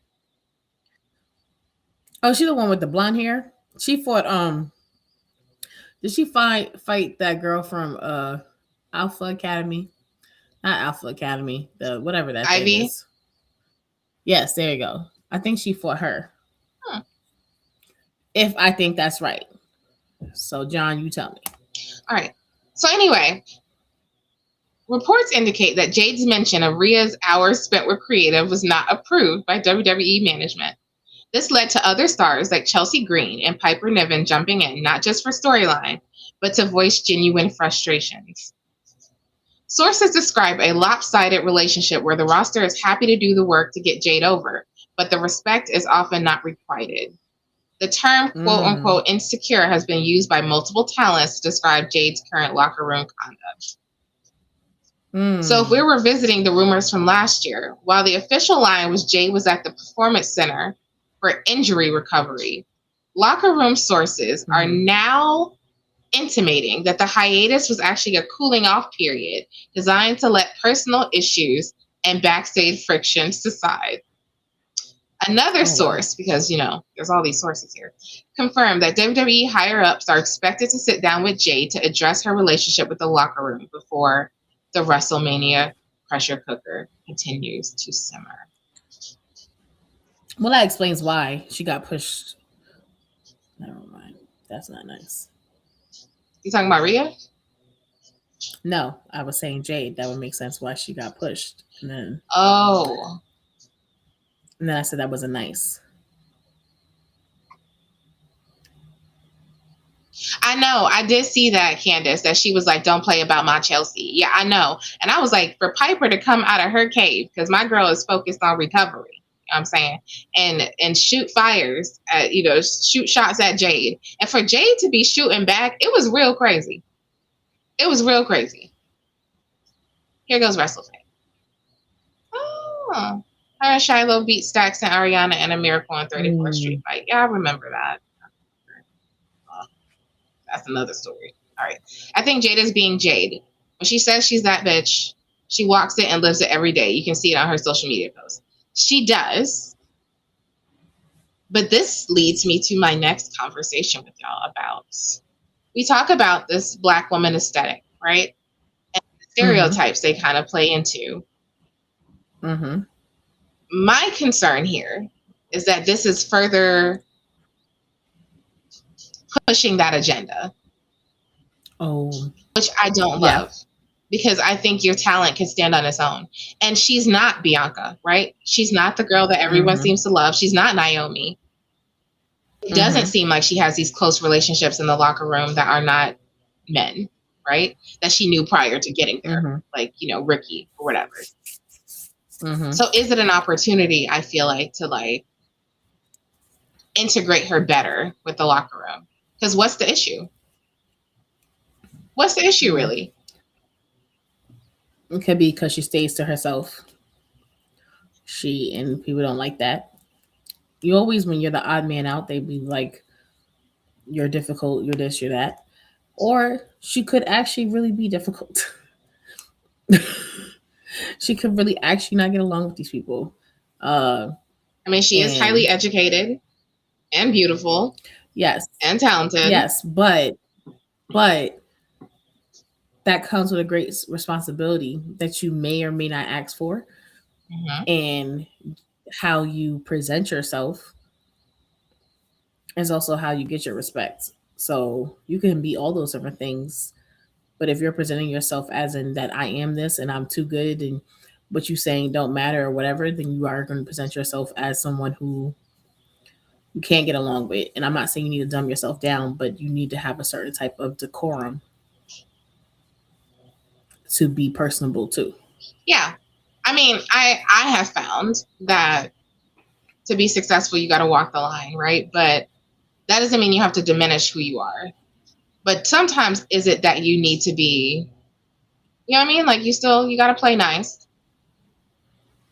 Yeah, she do seem to be about her money and then go home. But again, she's not Bianca or Naomi, and she's not going to be. And I think by having her hang out with them, maybe that was not the best for her because they're who they are. You know what I mean?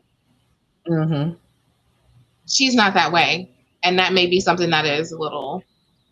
Or they broke them up because they saw how powerful they were and maybe how they could change the game. And they was like, no. Fair. So let me break y'all up here. I just think it's an interesting conversation. Like, I don't have an answer. Like, I don't know.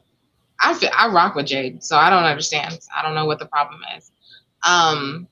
And I don't like the feeling of mean girl-ism that feels like it's coming. I don't know if it's coming from Jade or it's just coming from Rhea and them, but it definitely feels like us or them. But I would also argue Jade's antics, especially the thing with Charlotte. Like I said, it caught my attention because that did not seem okay. That was too much. No, and that's what I'm saying. So it's one thing to be confident and know who you are and be however. But let's say that wasn't a storyline and she did do that extra. Now you're showing your vulnerability or you're showing your insecurities because you're like, I was talking to you. And it's like, you're not going to disrespect me. But at some point you have to realize you can't be that way either all the time. And everybody's not, people walking away from you is not being respectful. Maybe they just don't want to interact with that type of behavior. And they have a right to do that too. Yeah, I don't know. You know what I'm saying? Maybe everybody needs to go to like, team building. That's what I think that they need to do. Y'all need to go to team building. And with that, there's no better way to talk about the need for team building than to head to Monday Night Raw. Because the first thing I'm talking about is Roman Reigns and CM Punk. I mean, listen. That last line of the show, you see what I'm saying? Was it too much? What do you think? I'm not going to give you my thoughts. I'm just going to ask you first. I think that was too much. I think especially what he was saying definitely struck a nerve. You could tell Roman struck a nerve by telling him about the retirement or about the fact that, you were only supposed to come in here, make a little money, sell little shirts, blah, blah, blah, blah, and go about your life. But I ain't going to hold you. I think there's truth in that. I think that the fact that they even asked him and Seth, would y'all be okay if he came back? What if they said no? You probably wouldn't be here. So I think he was trying to put in perspective. Now, do I think he should have brought up his dead father? Nah, I think that was a little too far because he could have came back and said something about Larry, and now we what?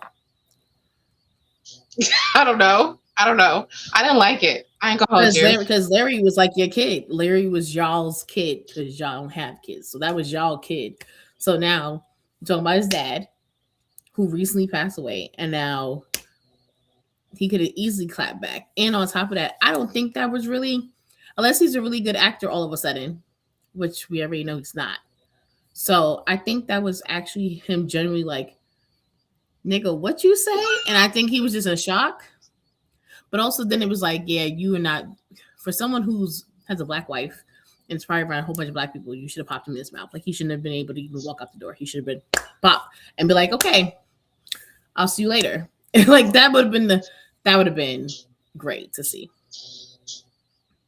Okay, y'all know. Yeah. Okay. I may be sensitive to this because our dad ain't here. You know what I'm saying? Yeah. And if somebody said that to me, as non-violent as I can be, I would have hit him with the ones and the twos. Okay? Like, you don't say that to me. You better find something else to say. And I feel like it was a step too far. Like, I understand that the conversation is supposed to get buzz and it's supposed to be interesting. And TMZ covered it. But TMZ would have covered it anyway. Right? So I'm Would like, they? yes. Here's the thing: you put Roman Reigns and CM Punk on TV, people are going to cover it. And I think their first interaction was newsworthy anyway, right? Like I wrote a whole blog on that. Just want to let y'all know it's still up in case you want to take a look. See, I wrote a whole blog on it because it was really like intense and interesting to see where this was going. But it also made me ask the question, and I asked this to Sneesha, who's the villain here? Because I feel like if anyone ever said anything like that about my father, we ain't gonna never be cool. I ain't effing with you. Oh, I'm not talking to you. Mm-mm. Well, one, you would have been popped in your mouth. Like, you would have been like, and then what? he ran away like a little bitch. Like, listen.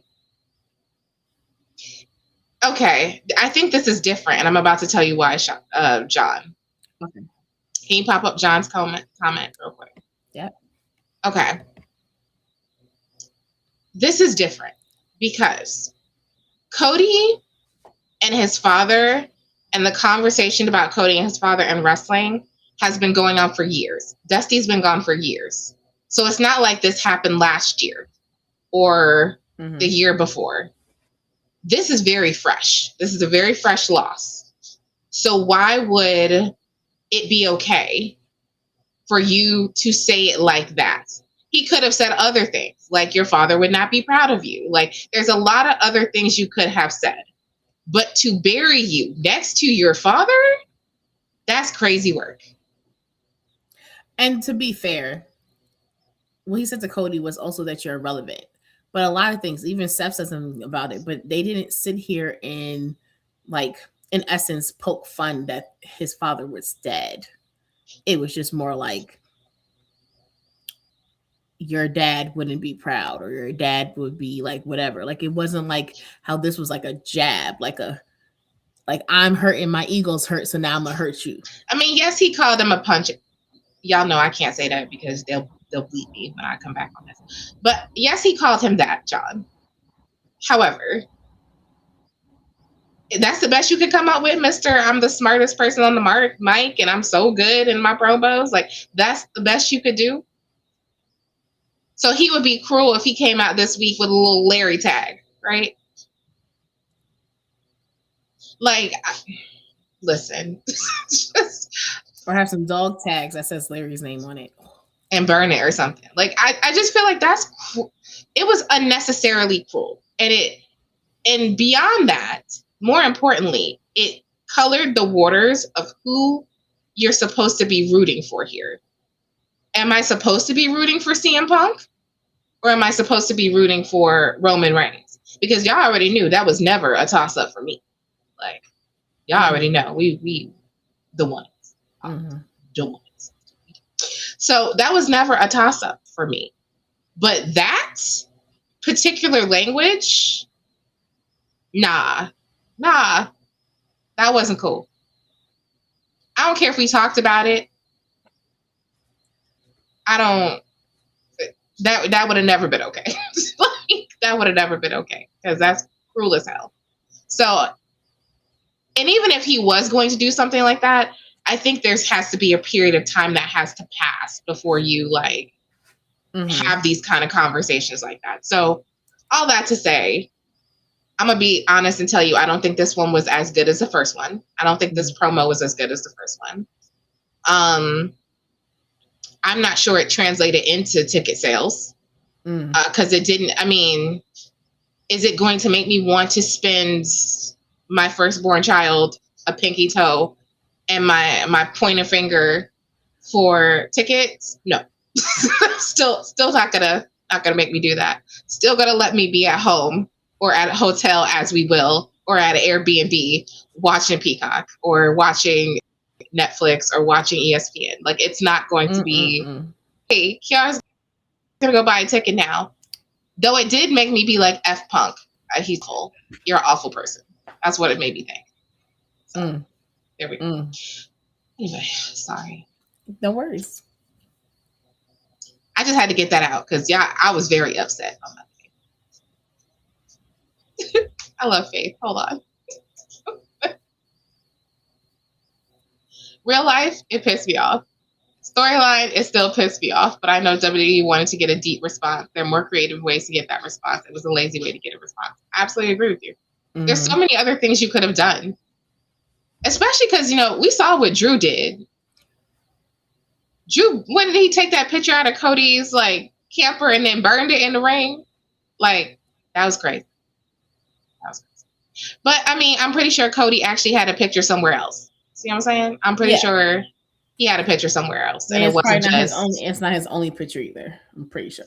Yeah. So I'm like, All right, sorry. I'm going to hold you. I have thoughts and feelings about that. So anyway, we also have Penta defeating Dominik to capture his first Intercontinental Championship because of Danhausen's curse. Yes. How did you feel about that? I knew once he cursed him, I was like, oh, he losing. I was like, as what I do know in Spanish culture or Mexican culture, once you get cursed, it's a whole, it's like a hex and you gotta, I don't know.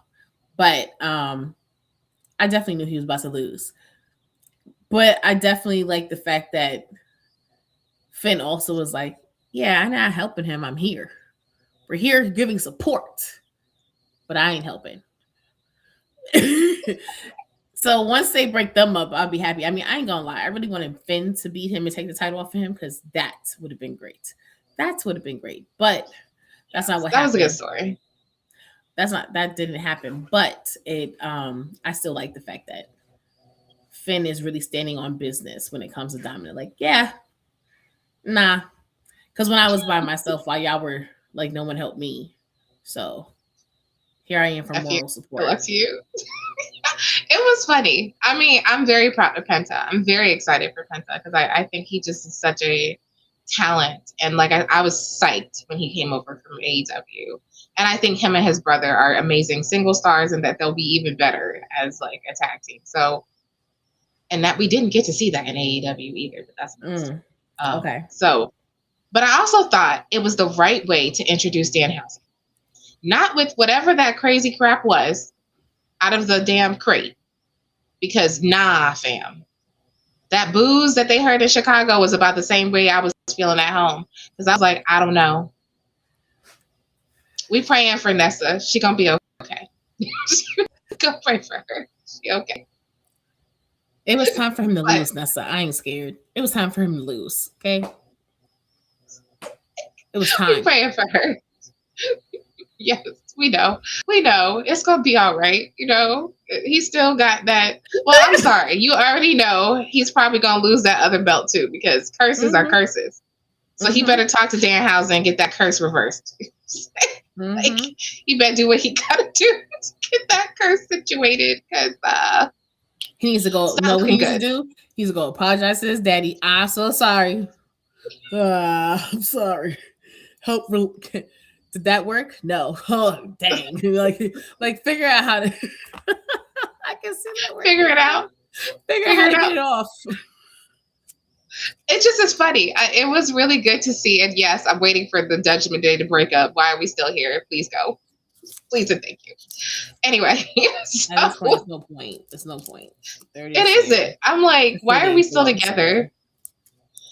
I told you, this is a long breakup. This is the breakup that y'all keep breaking up, but then you somehow are still together and you be like, didn't I break up with you yesterday? Yeah. Oh my God. And then what you want to eat? Oh, I want, okay, well then here we go. And then you'd be like, dang, didn't I break up with you the other day? You did. No, I don't know what you're talking about. You want some dessert? Like that's what I feel anyway, like. Not dessert, ma'am. So, Lord have mercy. They have turned into a situationship. That doesn't end. Yes, I did notice that JD's head was slightly smaller. Thank you, Faith. Wait, Thank you for that notification. What? How? He had brain surgery? What's happening? No. Anyway, no, he did not have brain surgery. Y'all tripping. Anyway.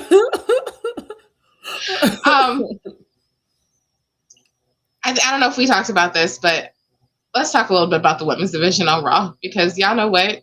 Like I said, I feel like AJ's soliloquy could have been interrupted by anyone. anyone anywhere. Lyra, Bailey. I did notice that. I just wasn't going to say nothing. I was like, maybe it's my eyes. I don't know. Anyway. Is he in Beetlejuice? Like, what are y'all talking about? That's crazy. Beetlejuice? Lord help me. Anyway. So. Remember, don't they got somebody in Beetlejuice with a small head? No? Oh, yeah. Okay. That's my movie. That's all like I said. Can you stop saying it? You already said it twice. No need to continue. Anyhow. Oh. As I was saying, I feel like it would have been a good opportunity to introduce something else because Lyra and Bailey in that promo was kind of weird. It is good to see that they're going to do something, though. So I hope that means, AJ will be at work because I can't take no more of this part-time schedule, people. Please be at work. If Roman going to be at work for the rest of March, I need everybody else to be at work until WrestleMania. And then y'all can take y'all registered vacations. But let's come to work. That's all I feel. That's how I feel about that. And then, of course, last and not least, we definitely got to talk about that whole Seth Rollins reveal with the 455 masked men coming in and out. I mean, there must have been a sale on the black hoodies and the outfit and the pants. There must have been a sale because it feels like they are cleaned up. You know what I'm saying? Do they have it shipped out to Iowa? Are they all from his wrestling school? Like, people. Are we going to see them in a match? Are they going to get signed with WWE? Inquiring minds want to know. Okay? Or maybe just mine. It's fine. It's just me. But it was good to see him on TV. I ain't seen no blonde hair. He seemed real serious. No joking. And I was like, this Seth did not come to play. So I still felt a little bad. If you read my review on Facebook, because I like to give my reviews after. I felt a little bad for Paul Heyman because even though he's not the best of characters, if you will, he's also not a wrestler, and he was definitely stumped into the ground, and then he was bleeding, and it was just crazy. And then he was kidnapped by LA Knight. Like, where are we at? I ain't gonna lie, that was funny. It was enjoyable. It was like Jimmy looked at him. He was like, "Don't worry, I got it." And he was like, and then there was a video of him actually inside the driving it, and I was just like, "Not with you all the buttons, and you're just driving." I mean, there was a story that when he almost hit somebody in the ambulance in the parking lot. Well, I mean, he was driving a little crazy when he came out of there. So I mean, I wouldn't put it past him. Maybe they shouldn't have been in the parking lot trying to take a picture. Anyway, I'm not victim shaming. I'm not victim shaming because I don't know why they were in the parking lot. But boo! No. Anyway. I don't like this, Faith. I don't like this. Brock and Seth, boo. Sorry.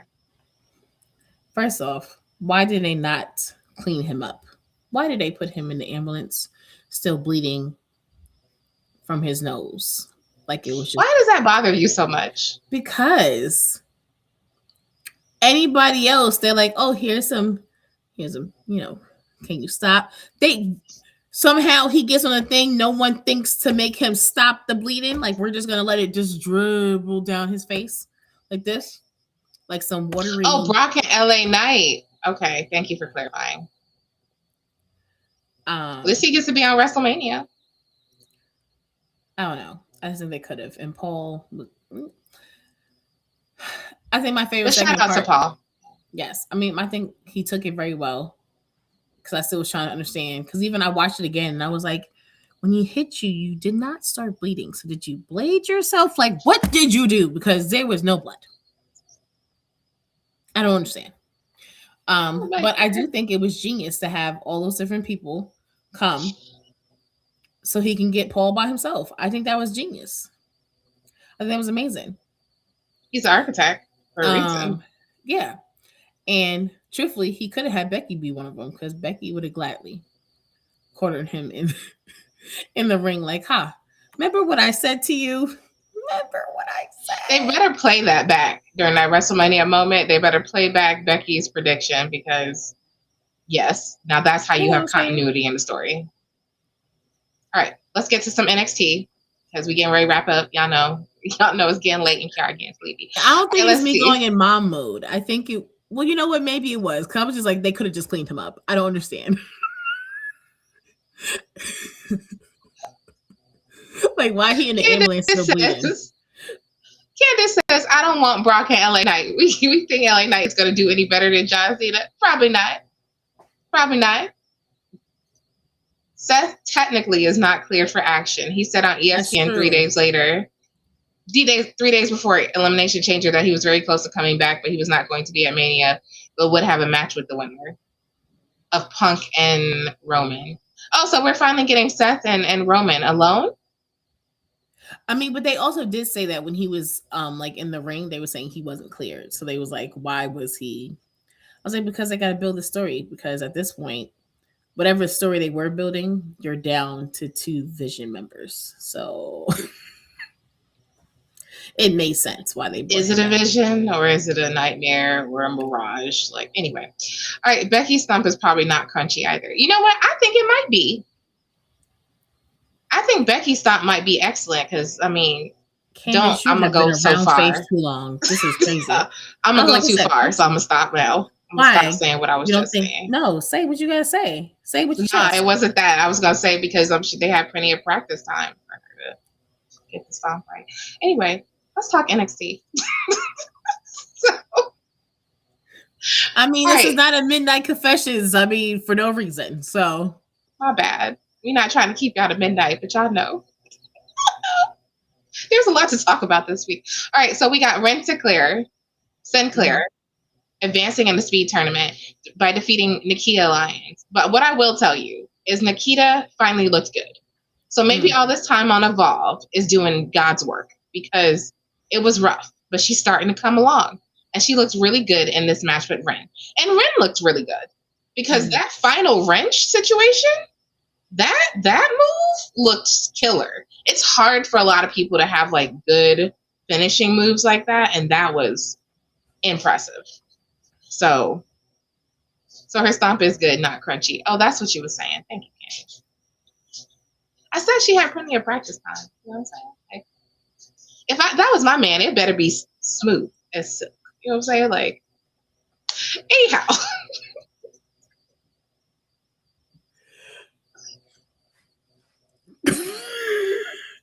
I'll control it. Anyway, so like I said, that speed tournament match was good. Then we're still talking Vengeance Day because that's this weekend, y'all. Y'all prepared like we prepared. And Ricky Saints put on a musical performance to mock Joe Hendry, but clearly it was taken down off of YouTube. So yeah. I don't know where Shawn Michaels be finding these chicks. He be on Instagram? Like, as good as mine. You know what? I heard men's Instagrams are very different from females' Instagrams. So maybe that's where he's finding all these talented folks. You know what? Men's Instagram is different than females' Instagrams. Because mine don't be as good. Yeah. Well, then again, it depends on what you be looking at. Because, I mean, I'm your Instagram pretty good? I mean, well, I've stopped. I think I'm more like food. I'm becoming a foodie. So, my Instagram is food, recipes, and wrestling. That's pretty much what it is. Wrestling, food, and my friends. That's it. I mean, oh, hair designs, all the good stuff. Yeah. Oh, yes, and hair. That too. That's true.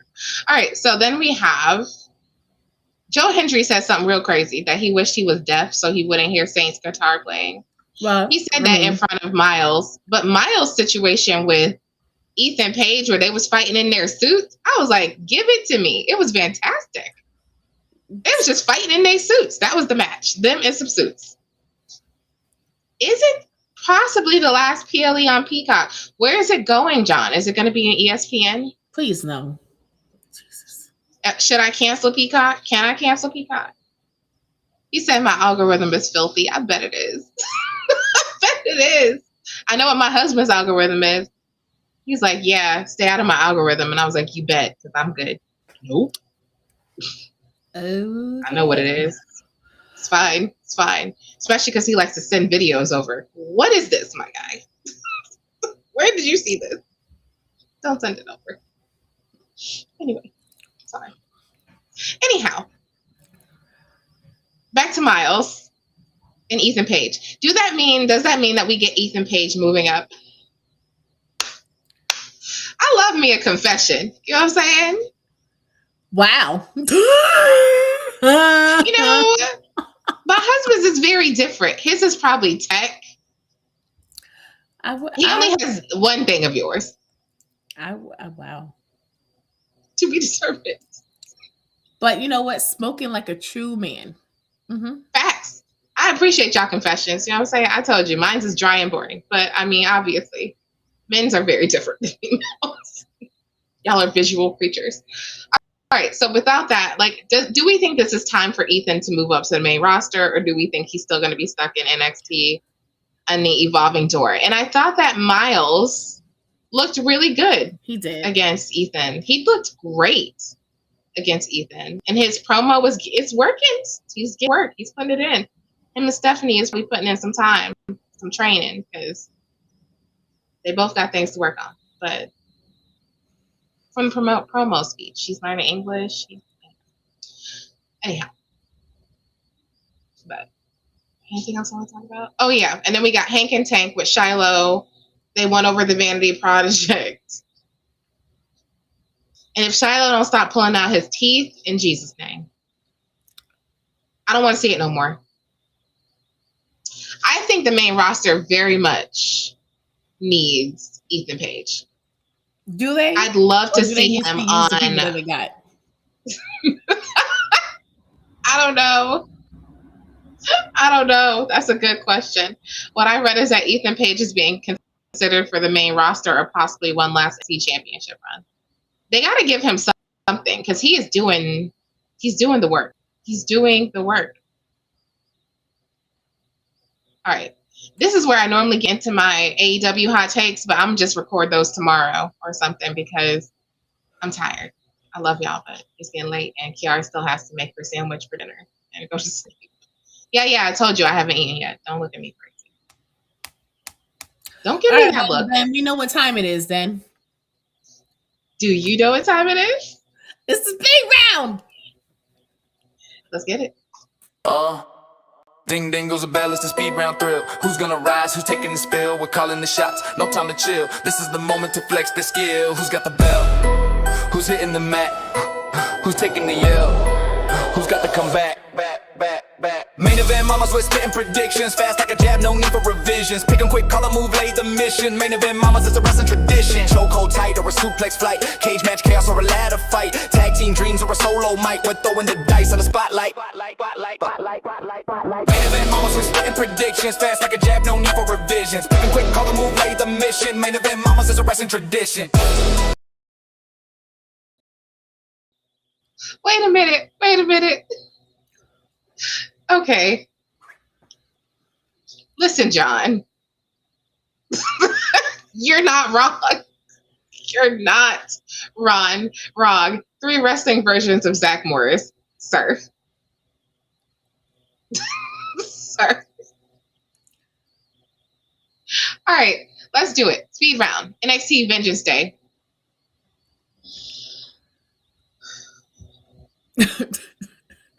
I love y'all, but y'all are incredibly distracting. Is he AI? No, in fact, he is not AI, in case you're wondering. Nope. All right, now we got to do, y'all do the thing. I'm going to put y'all on pause while we do our predictions, and then feel free to chime in. And then you know what time it is at that. So, all right, grudge match. Tony D'Angelo. Tony D'Angelo versus Dion Lennox. Who you got? Tony D'Angelo.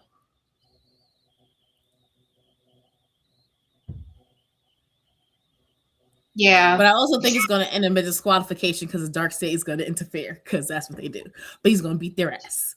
I'm sorry. Beat the butts. Because we're on TikTok. I can't curse. So whatever. I mean, you can. Just don't worry. I'll beep it. Don't worry. Anyway, so yeah, I'm going Tony too. All right. Street fight. Jada Parker versus Blake Monroe. Oh, I'm going Miss Parker. Okay. because I don't like Blake. I know you don't like Blake. I enjoy Blake some of the time, but obviously this is a Miss Parker showcase. She better do the thing. All right, NXT Underground match: Kalani versus Lola. I don't know, because they said Lola is 3-0. She is. But I feel like, even though I don't know if Kalani was really taking that seriously when she was training with Shayna, but I want to say Kalani. I think it's going to be a really good match, but I think Kalani is going to win by disqualification. There is no disqualification. Oh, really? Well, yeah, the Underground match is no DQs. I'm just going to say Kalani because I don't get nothing for winning. Kalani. I'm going Lola. She's going to be 4-0 at the end of this. 4-0. All right. NXT Women's North American title, Izzy Dane versus Tatum Paxley. I think Tatum's going to do it. Yeah, I think this is Tatum's moment, too. This has to be Tatum's moment. I refuse. I'm going to stand 10 toes down for She Tatum. definitely got underneath her skin in that promo. Yes, she did. And I think Tatum is really... she's something. I didn't quite see her star power, but now I'm in it. I'm in it, and I'm about it, and I'm a ride. I believe in her. All right, NXT Championship: Joe Hendry versus Ricky Saints. Who you got?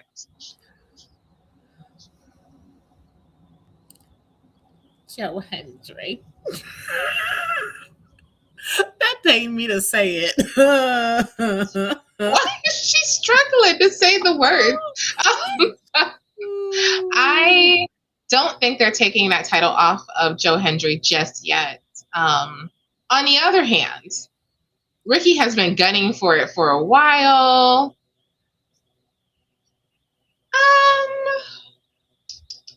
This is hard for me. I think I'm going... We don't get nothing for winning. I know, that's why I said Ricky. We're just going to be on the opposite side this time. All right. Even though I think that it's going to be hard pressed for him to take it off of Joe. All right, let's see what you guys got in the chat. If you are on our Tickety Talk, feel free to chime in and tell us who you think is going to be the winners of our NXT Vendors Day on this Saturday. All right, I'm seeing Tatum. Yes, John. Kaylani is doing amazingness. As a heel, she is really digging in, and I think that might be her real thing. Maybe she'll need to be the good girl, not never again. This is good for her. Side note, Stone is going to address the NXT Women's title on Saturday. Why? What happened to the NXT Women's title? I thought JC has it, right? Right. Oh, are you talking about Zarya going for it? Now, okay, that's probably the problem, and I think that's where he's going, is that Zarya stepped to them and was basically like, you better give me this title match or I'm going to, do to you what I did to Soul, and then Soul showed up this week. So, I mean, is it a triple threat? It could be, but then they're going to probably still give it to Soul. They're not going to give it to Zarya. You think it'll go to Soul? Yeah. It's weird that it's not on this card. That's what I found. I kept looking like it can't be, but it's not. It's not. Shawn Michaels better stop doing this. He better get back to his thing where we don't do, he getting closer to Triple H's 4 matches. I don't like it. I don't like it. I need more bang for my buck. And with that, you guys, we want to thank y'all for hanging with us today. Y'all have been a delight. Y'all have hung tight for almost 2 hours. Y'all are amazing. And we thank you for being just such an interactive, fun audience like you guys always are. But really, thank you for being amazing with us today. Yes. I also want to remind you, if you want your own Main Event Mama's hoodie, I got a t-shirt too. Wait till y'all see it. I'm probably sleeping in that. But you can visit our merch store on our website at maineventmamaspodcast.com. There's also 2 blogs coming. So I just want to remind you guys to check out the blog section, or 3 blogs coming. We have our wrap up for our case this month, which will be there, our little case files for you to check out. And then also there's a blog that wraps up Nanny of the Maroons. So you get to find out a little bit more about that. Participate in more women's History Month and learn about the accomplishment of many of the women that we talked about on our Black History episode. And then lastly, I have a blog where Kiara is going to unpack the problem of the women's division because and in light of Elimination Chamber.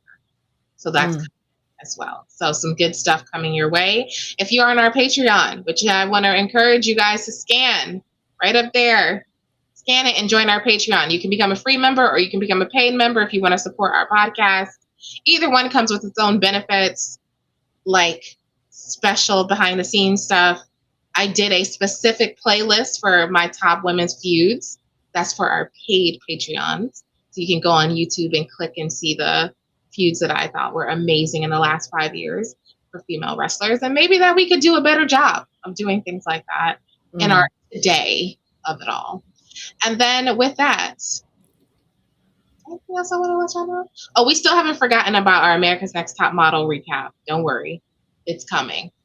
We have another mama that we're trying to get scheduled, but it's coming because there's a lot to say there. And we want to remind you to visit our other CCN folks. I mean, if you want to see, we saw lots of them today. Our Sports for You is doing a tomorrow night. Thank you. Thank you, Tanisha. Put it up there. Sports for You at 7 p.m. Pacific, Tribal War Zone on Monday at 5 o'clock. And Sports for You, Wrestling Wednesday at 7. Also, the Acknowledge the Dynasty, our folks, Wrestle Faith in Them. They also have lots of watch-alongs. I don't think they're doing NXT this weekend, but I know you can catch them on Monday. Go. I just want you to know those times are California times. That's right. I don't know. I can't say the thing right now. Those are California times. So, if you're on the East Coast, you just add 2 hours, 3 hours, whatever, and then you got it. Sorry. It's been a night. Facts.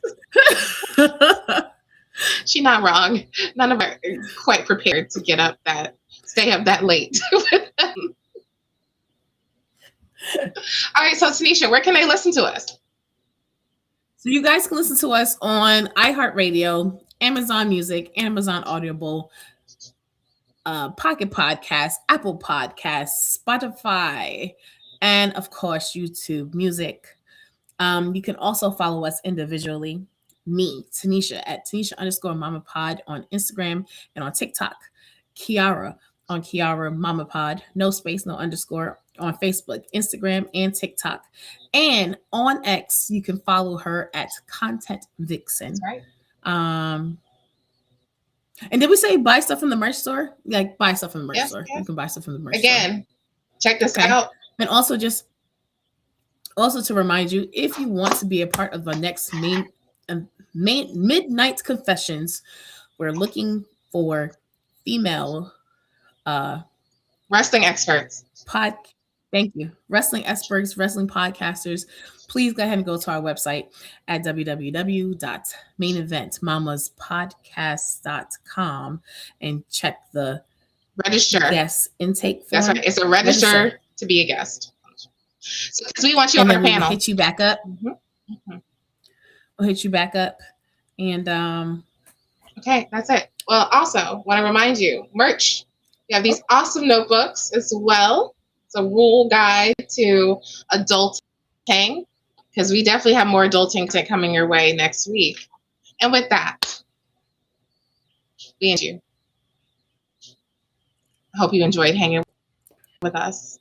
I hope you enjoyed unburdening yourselves and you found it to be a welcoming and warm place, because we want you to feel that way when you are with us. Candace, we might be inviting you, girl, because you all, we excited. Always invited. Always invited. Yes. So with that, we want to say, you can give us some legal advice. We probably need it. We want to say we're not new to this. We're so true to this. And this was Main Event Mama's Midnight Confessions at night, live, all good stuff. Peace out. Good night. The clock strikes 12. The night is